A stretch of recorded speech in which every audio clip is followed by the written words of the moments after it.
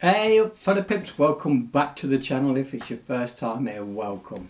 Today I want to talk about the frustrations of photography, and I'm sure we've all been there.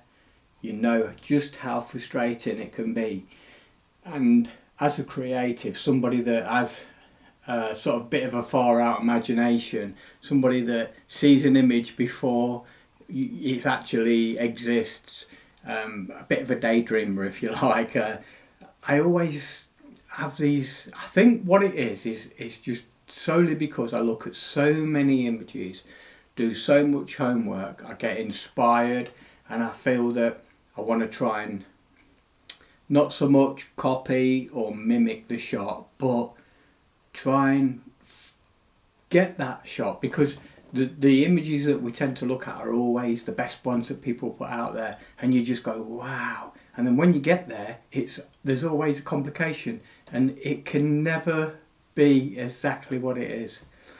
Now I'm going to show you two images. One is the actual image which was taken at that time on that day, and the second one will be the image taken from my imagination. So I've got a starting point from the actual shot. I've got the composition, but due to unforeseen circumstances, I could not capture the actual image I wanted. So it starts off in Winchester Cathedral, a place that I've wanted to photograph for absolutely years. The reason why I wanted to photograph it was not to do with the outside or the inside, but one specific place within Winchester Cathedral, and that is the crypt. So we're gambling before we even start.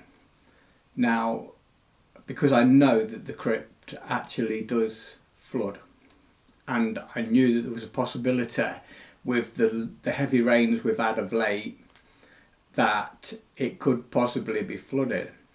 Now the first thing I did was paid to get in. Obviously it was around about £10 worth of gift aid. Then I went and spoke to the tour guide who took you around. Absolutely fantastic place inside.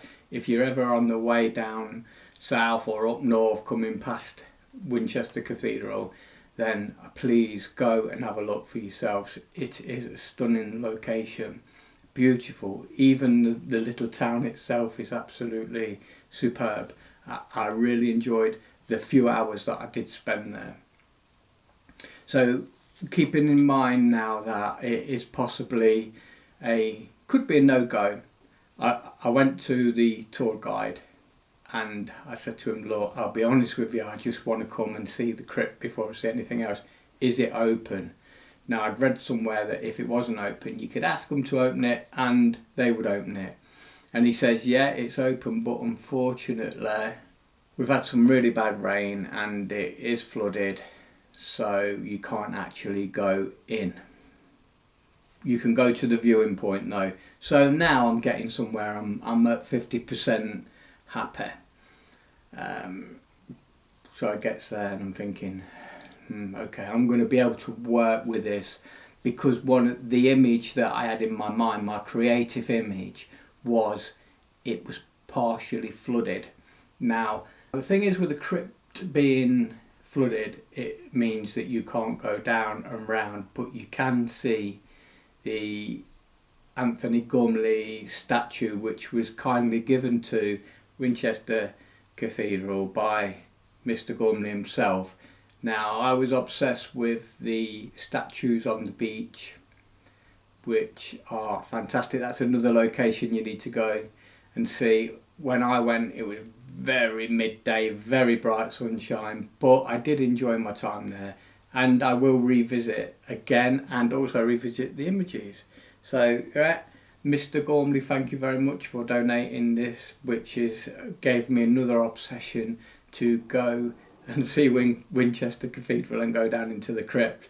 But if you go round past the statue and go along, there is much more to the crypt. But obviously this is the main thing. Now in my mind, I had a flooded crypt, which would have been impossible to go around, and the sun breaking through the windows in the crypt, just giving me a little bit of shards of light, sunbeams. Beautiful scene, beautiful scene. Something that's it. This is why I get frustrated, because the creative side of me, it could never ever possibly be for all them elements to come together. It would just be not realistic. Now keep in mind I'm shooting in RAW, so it's going to be very flat, it's going to be very soft, and things are not going to look as punchy as the wood once they'd gone through a process. And for me, I just needed to get a start, and this was the start. Composition, exposure, depth of field was all playing its part so I could create this image. Take a look, I hope you enjoy.